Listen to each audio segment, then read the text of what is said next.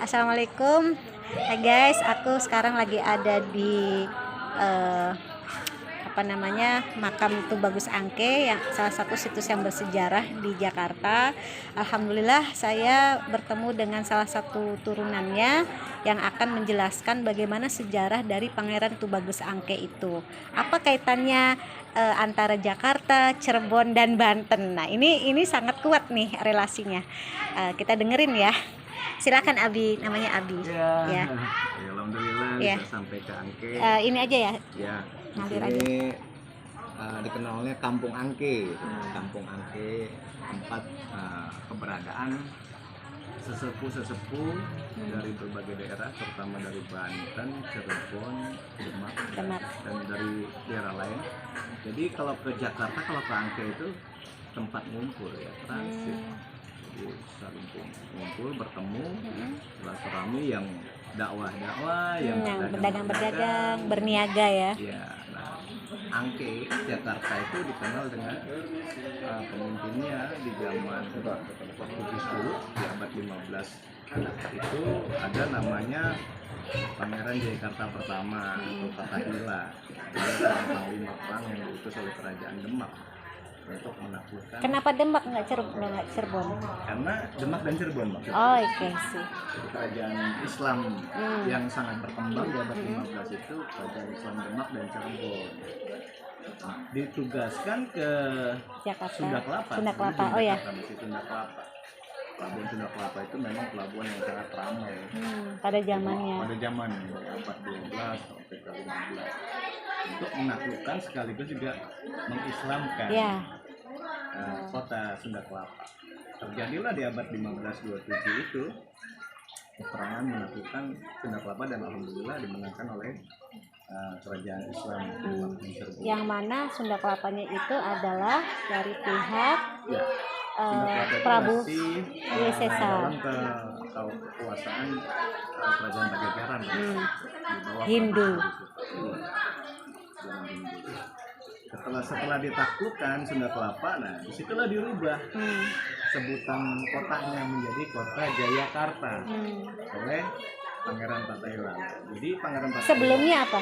Sunda Kelapa. Oh ya, Sunda Kelapa ke Jayakarta. Oke. Lebih dikenal dengan nama pelabuhannya ya. Pelabuhan Kelapa itu terkenal sekali. Kenapa dirubah menjadi Jayakarta dari Sunda Kelapa? Menurut catatan sejarah memang ketika memenangkan peperangan tersebut dan Fatahillah menyadari bahwa kemenangan itu memang dari Allah. Iya. Jadi Jayakarta itu artinya kemenangan. Itulah ya, dirubah menjadi Jayakarta. Dan beliaulah yang menjadi Jayakarta pertama. Kalau asal usul dari nama Jayakarta sendiri dari mana ya? Diambil dari bahasa yang kemenangan itu artinya ya. Jayakarta, Sangsakerta. Oke. Kemenangan. Makanya beliau kalau di Laka fatham mubina yang serokol mata kedami dan itu yang menjadi pegangan tapi beliau pun tidak lama memimpin Jayakarta karena dipanggil kembali ke Demak oleh Sultan untuk memimpin peperangan di Trenggono. Otomatis Jayakarta yang baru merdeka terjadi kekosongan dan sementara diserahkan kepada Sultan Banten, yaitu Sultan Maulana Hasanuddin. Dan beliau pun karena memang Banten pada saat itu masih berbenah diri setelah peperangan dengan Banten Gilang, akhirnya Jakarta itu diserahkan ke menantunya, yaitu Pangeran Tubagus Angke. Disitulah beliau diangkat menjadi Jayakarta kedua. Tubagus Angke. Beliau sendiri berdarah Cirebon Arab. Beliau adalah anak dari Syekh Abdurrahman atau Pangeran Tanjung dan Ibu Wuni dan cucu dari Syekh Safi dari pihak ayah, dan dari pihak ibu itu Syekh Hidayatullah. Kuat banget ya bibit bobotnya ini, subhanallah. Iya. Diteruskan Jayakarta ketiga yaitu putranya Tubagus Angke Jayakarta Wijaya Krama namanya. Beliau menjadi Jayakarta 3 penerus Tubagus Angke. Itu penerus pertama ya, anak pertama dari Iya, Tubagus Angke betul. itu yang jadi Fathahilah ketiga. Betul. Namanya Jayakarta Wijaya Krama. Jayakarta Wijaya Karma. Oke. Makamnya ada di Kenari, Banten, Banten Lama. Kok ada di sana ya? Ya, karena beliau semasa hidupnya itu punya peranan penting di Kesultanan Banten karena memang masih keturunan Banten Iya. juga.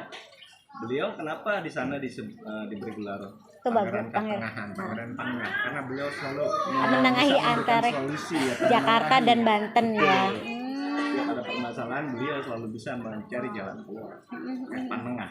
Panengah ya. Sampai sekarang dikenal dengan Kibuyut Katengahan dalam sana. Oh, iya, makamnya ada di Ada di Banten. Banten Kenari. Memerintah Jayakarta untuk periode ketiga itu dari tahun keberapa ke berapa? Kalau Angke sampai 1600-an. Hmm.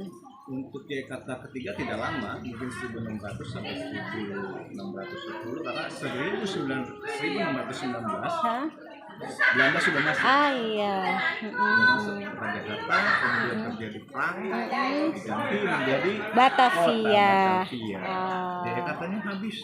Jadi setiap pengalihan kepemimpinan itu ada momen ya. Ada momen yang pasti ada nama yang diganti Iya. sebutan. Iya, gitu ya. diganti. Disitulah Jakarta terkubur. Dalam arti sejarah Jakarta itu hilang karena dibangun kota Batavia.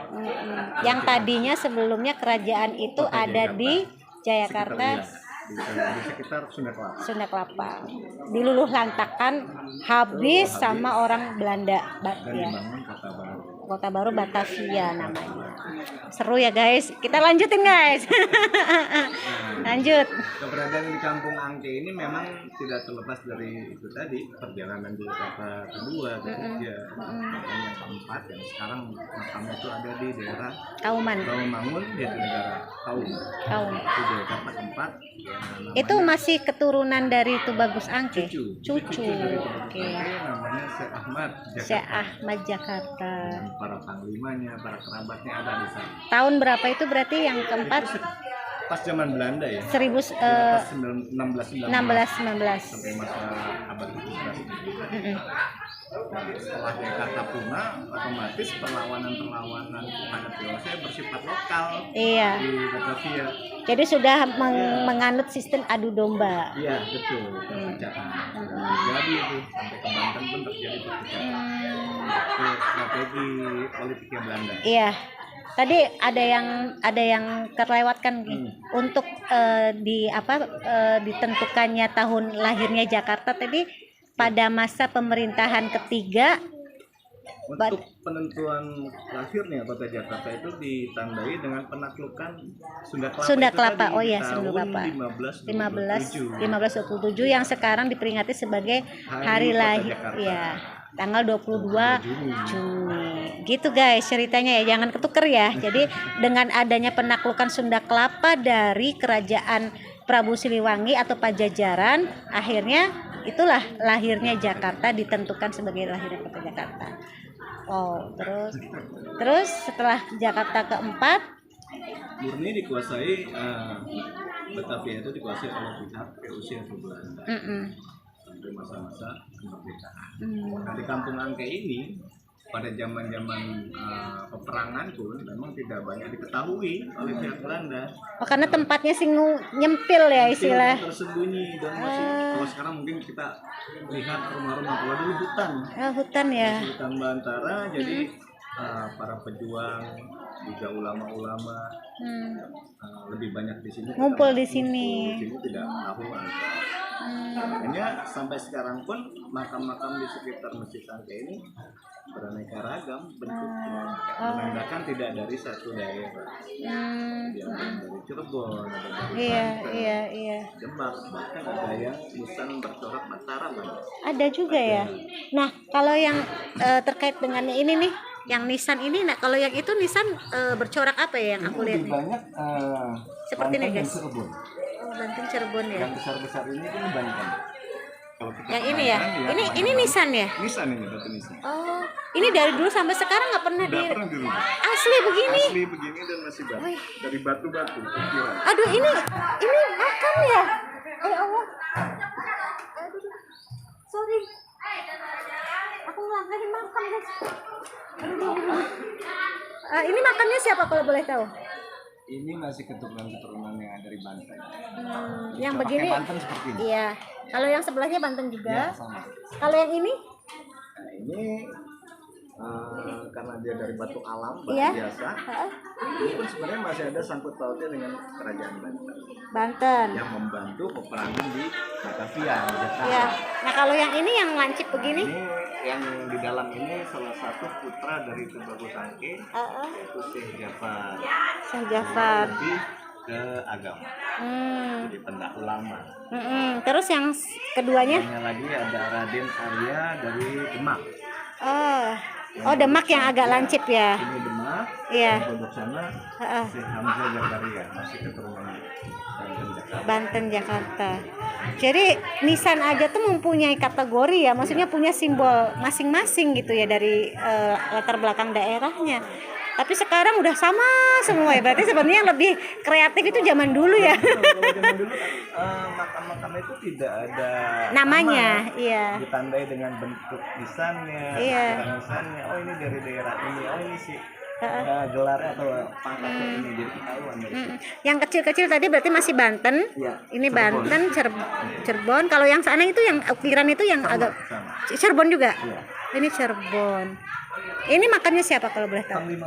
Panglima ya. Ulama juga ada. Gila, emang banyak orang.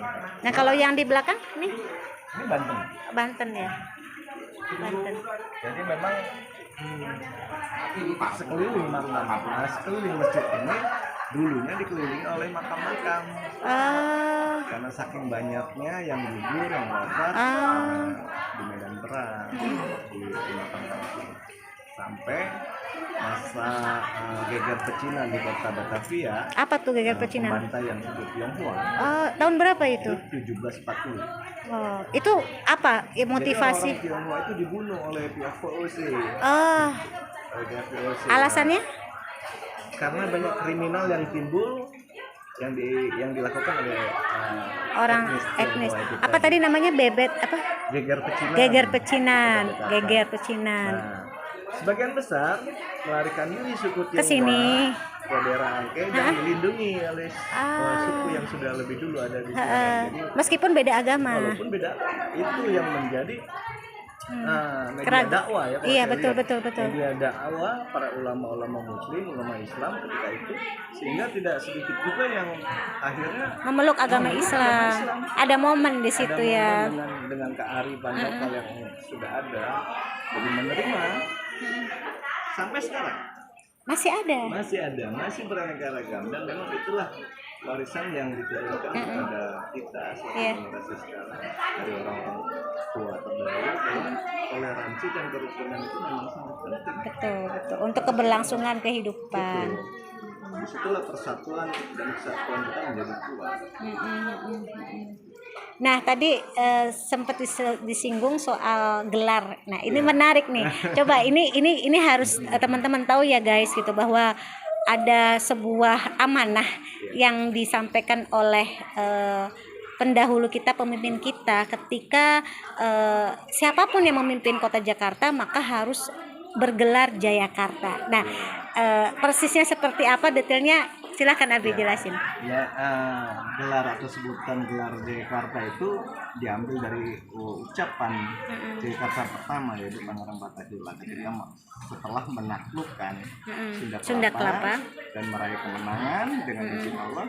Beliau mengucapkan bahwa nanti siapa saja yang memimpin kota ini, aku beri gelar Jayakarta. Itu kalau ucapan pemimpin itu udah menjadi sebuah undang-undang harusnya, atau peraturan yang harus dijalankan. Itu titah raja istilahnya gitu ya Bi ya, gitu ya. Kemenangan gitu. Yang memimpin kota ini dia lah pemenangnya. Kota ini. Makanya harus amanah. Betul. Makanya kan ini bertahan Jayakarta itu sampai 4 ya akhirnya, sebelum dikuasai oleh VOC gitu. Pangeran Jayakarta 1, 2, 3, 4 gitu guys. Tuh harus tahu. Gimana, setuju nggak kalau besok nih yang terpilih menjadi gubernur Jakarta jadi mempunyai gelar Pangeran Jayakarta, apa jadi sebutnya? Kemenangan. Bukan, maksudnya kan Jayakarta keberapa gitu ya, tetap Ya, tinggal diurut aja. kalau gubernur kan apa tuh, lebih ke enggak, gubernur itu kan ini ya, sebutan untuk yang memimpin, tapi orangnya yang memimpin Jakarta namanya Jayakarta, Pangeran Jayakarta. Ini kalau bisa direalisasikan subhanallah ini. Jadi ada apa ya, aura apa ya, zaman dulu itu yang masuk ke kita, akhirnya nilai-nilai sejarah, nilai-nilai yang zaman dulu tuh harus kita terapkan untuk saat ini, karena saya yakin masih relate. Harus jaya kembalinya itu loh. Tidak bisa menjadi motivasi. Betul. Karena pertama kali Sunda Kelapa ditaklukkan oleh kerajaan Jakarta ini gitu. Subhanallah. Mudah-mudahan tercapai ya Bia. Karena ini adalah sebuah amanah ya sebenarnya yang harus diterapkan dan dijalankan sama anak cucu gitu sampai kapanpun. Sejarah. Iya, dan semangat baru nantinya. Mudah-mudahan pemimpin Jakarta yang akan datang juga bisa membawa semangat Betul. Pemimpin Jakarta, bisa mencontoh, meniru apa yang sudah dilakukan oleh pemimpin sebelumnya. Jadi ada keberkahan di sana. Ya. Habis subhanallah. Ini yang dengar apa namanya vlog aku ini, kalau bisa tolong disampaikan ya nanti ya, tolong diingat. Ini sesuatu hal yang baru yang saya baru dengar guys, meskipun saya orang Cirebon ya. Ini karena ketemu ini karena kita masih ada apa ini namanya, masih ada terus yang sama, aku dari Cirebon, Abi dari Banten Cirebon lebih tepatnya. Kalau saya asli Cirebon. Lanjut Bi, tadi Bi. Nah itu dengan keanekaragaman, kerukunan dan toleransi yang sangat tinggi, Angke tercipta menjadi daerah atau kawasan yang sangat harmonis dari zaman dulu sampai sekarang. Adem gitu ya. Jadi walaupun perbedaan agama, perbedaan etnis itu tidak masalah di kita tuh, di sini tidak, karena memang kita mencontoh atau melihat perilaku orang-orang tua kita terdahulu, begitu bijaksana, begitu arif terhadap sesama. Iya. Jadi tidak melihat orang tuh dari agamanya, tidak melihat perbedaan. Makanya itu yang sampai sekarang kita masih gaungkan untuk masyarakat, khususnya masyarakat Angke dan di luar Angke. Mudah-mudahan juga bisa menyerap ya. Betul. Artinya, ke daerah lainnya. Perbedaan itu ketika kita satukan menjadi satu kekuatan. Betul banget. Betul. Bineka Tunggal Ika masuk banget. Benar-benar nyata dan harus dijalankan. Dan harus dilestarikan. Kalau di kita di sini kebetulan kita ada peninggalan bangunan sejarah betul. Masjid. Ini pun ini masjid. Ini masjid dari awal. Ini udah ada 1761 dibangunnya, cuman beberapa kali mengalami rehab ya dia. Namanya apa Bi? Bentuknya masih asli, tidak merubah. Oh, oke. Masjid Jami Angke Al Anwar. Kenapa Al Anwar? Al Anwar itu nama lain tambahan dari Masjid Angke, karena di abad 19 itu masjid lebih identik dengan bahasa Arab ya. Jadi ditambahkan nama lain Al Anwar. Anwar kan tetap Arab juga. Aslinya kan Masjid Jami Angke. Oh, Masjid Jami Angke. Jadi nggak ada unsur Islamnya gitu ya. Akhirnya zaman Angke. Ya kayak Masjid Sunda Kelapa. Itu kan nggak ada unsur Islami, kayak kalau di Cirebon itu apa coba? Masjid. Nah, tapi maknanya subhanallah dalam sekali gitu loh. Malah sekarang masjid yang Islami tapi Masjid Merah. Masjid Merah itu subhanallah. Mana ada Masjid Merah ternyata itu, iya kan? Iya. Jadi memang fungsi masjid ini selain tempat ibadah, fungsi sosialnya dahulu juga untuk musyawarah. Tempat merancang strategi peperangan ya. Jadi dari berbagai etnik. Jadi menggembleng, melatih strategi pertempuran. Jadi dua fungsi itulah yang digunakan di Masjid Jami sampai sekarang. Fungsi sosialnya masih tetap berjalan sebagai tempat peribadatan umat Muslim, Islam, dan memiliki filosofi yang sangat luar biasa. Apa itu filosofi? Yang terkait dengan kerukunan dan toleransi itu tadi. kita lihat corak-corak ornamen mewakili. arsitekturnya, ya mewakili perbedaan Semua etnis. ada di bawah itu, dari Tionghoa, Arab, Eropa, Jawa, Sama kayak Cirebon ya. sama. Nah di ujungnya itu diikat dengan satu, ada bentuk namanya mestaka. Saya nggak kelihatan ya guys. Ya. Mestaka itu simbol kerukunan ternyata. Dari bahasa apa tuh? Sanskerta. Jadi perbedaan di bawah itu diikat Iya. mengerucut dengan satu Biar kerukunan. tidak terpecah belah. Itu kan luar biasa. Iya. Maknanya dalam banget. Dalam banget, dan orang-orang tua kita itu memberikan pesan-pesan moral yang sangat Sangat kuat sekali ya, Bi. kuat. Ini sayang nih kalau hanya Abi aja yang mengetahui tentang wawasan sejarah ini. Sedangkan teman-teman anak muda yang apalagi generasi Gen Z gitu kan harusnya tahu gitu loh. Jadi perlu yang namanya sosialisasi untuk nilai-nilai yang mau kemana. Salah Iya. satu tugas yang saya emban di sini pun itu Iya, meregenerasi. betul, betul. Dengan melestarikan sejarah itu tadi, sekaligus juga menanamkan nilai kerukunan. Iya, itu penting. Sangat penting. Itu menjadi kekuatan dari bangsa Indonesia itu gitu. Iya, tapi ya tadi ya karena ini dari dulu orang banyak nggak tahu, akhirnya sampai sekarang pun orang banyak yang nggak tahu gitu loh. Jadi hanya orang-orang pilihan aja nih, nanti kedepannya sih orang lain harus banyak yang tahu agar sejarah itu bisa tidak peteng lagi gitu loh, bisa lebih cerah. Betul gitu. Itu harapan dari saya pribadi, generasi yang akan datang bisa melanjutkan untuk Betul, betul. karena luar biasa perjuangan-perjuangan Iya, dan kita harus menghargai bangsa yang besar itu, bangsa menghargai yang sejarah. menghargai sejarah. Betul. Jas merah. Ya, Jangan melupakan sejarah. Bang Kuarno. apa jadinya Subhanallah. kalau generasi berikutnya sudah nggak peduli lagi sama sejarah. Betul. Dulu Iya. keruntuhan Iya, bangsa itu. jangan sampai seperti itu ya. Gitu. Mudah-mudahan bersama-sama lewat jalur mana saja. Betul. Ini bangsa dan negara. Betul. Kalau boleh tahu nih Bi, kalau Abi sendiri berarti kan masih keturunan nih. Nah itu boleh ceritain nggak maksudnya dari berarti yang keberapa ya? Insya Allah kalau Abi itu generasi ke-11. 11 dari Pangeran Jayakarta keempat ya. Ya kan? Ngambilnya dari situ kan ya, dari pangeran yang siapa namanya? Syekh Ahmad Jakarta. Syekh Ahmad Jakarta. Bayangin Jakarta jadi nama guys. Oh, subhanallah kari. Iya Jakarta.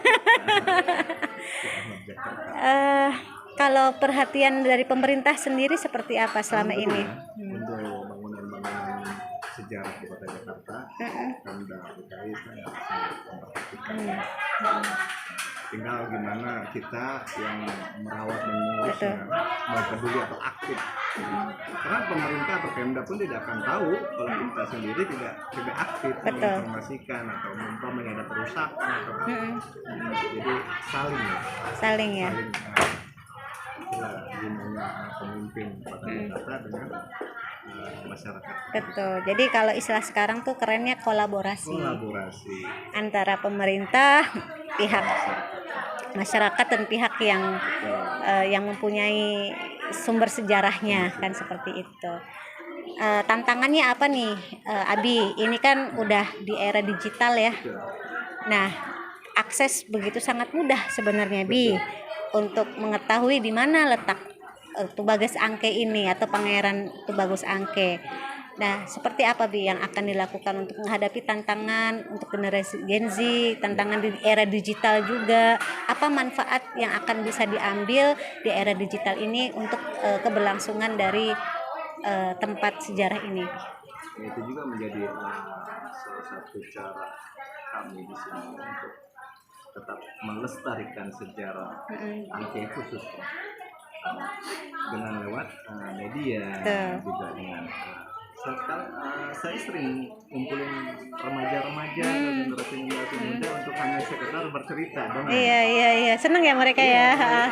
Ya kalau buat saya mereka mau paham atau enggak yang penting mendengar dulu. Betul. Semakin sering mereka mendengar nanti akan karena walaupun sejarah itu memang tidak enak.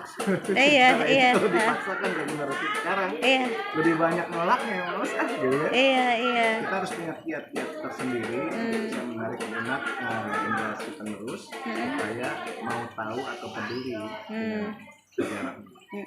Ini ada yang ketinggalan nih, Bi. Apa itu angke itu lah? Aku penasaran. Angke agak aneh gitu loh. Jadi sebutan angke, nah itu ada nama panggung Bagus Angke juga memang bukan nama asli, nama gelar Iya. dikaitkan dengan daerah Iya. Angke. Angke kalau ada dua versi yang mengatakan nama kata angke itu diambil dari bahasa Cina ya, bahasa Tionghoa, ang dan ke, Apa yang tuh? artinya kali atau sungai yang merah, Oh. dikaitkan dengan kejadian pembantaian Oh, yang suku tadi. Tionghoa. Iya. Jadi Oh. sungai-sungai itu penuh dengan Darah. mayat, Iya, ya Allah. jadi Astagfirullah. merah darah semua. Itu satu. Pada tahun berapa tuh yang 1740 1710 yang namanya geger ya, pecinan. pecinan itu, geger pecinan. Oh, angke. Itu dikaitkan ke tragedi itu, tapi di babat-babat terdahulu itu nama angke Ternyata diambil dari bahasa Sangsekerta yang artinya angke. angke. Itu juga berkaitan kali sebenarnya, menyebutkan kalinya atau Kali. sungai yang dalam. Sungai, ini angke itu sungai ya? Kali ya. Kali. Karena dulu tuh kali depan tuh dulu asli, sekarang asli. Cuma dulu lebih lebar. Sekarang biasalah Ya, penyempitan. begitulah. terus. Jadi dulu tuh bisa dilalui oleh Perahu. boot ya, Boot, ya. transportasi lewat air kan lebih banyak. Nah, nembusnya kemana nantinya itu? Ke Tangerang, ke Banten, Oh ya? Cirebon mungkin nyampe juga. Masa? Nah kalau ke Sunda Kelapa kan lewat Iya, air ya. transportasi air. Jadi memang dulu tuh memang masih ada transportasi jalur. Ya Dulu tadi. perdagangannya lewat sungai kan. Sungai kalau dulu lebar, soalnya kalau sekarang kali karena kecil. Iya benar-benar. Oke. Oh, jadi Tahun 70, di bawah 70 itu masih bisa dipakai untuk mandi, nyuci. Iya, masih bersih ya? masih bersih. Heeh. Masih bisa mandi, nyuci karena Umi tuh suka cerita. Iya. Kali depan tuh jernih dulu. Sekarang nggak tahu. Sekarang ya begitulah. Dicek sendiri ya. Tadi apa lagi ya? Tadi aku mau nanya apa ya? Ada yang miss juga tadi. Aduh, lanjut Bi, aku lupa Bi.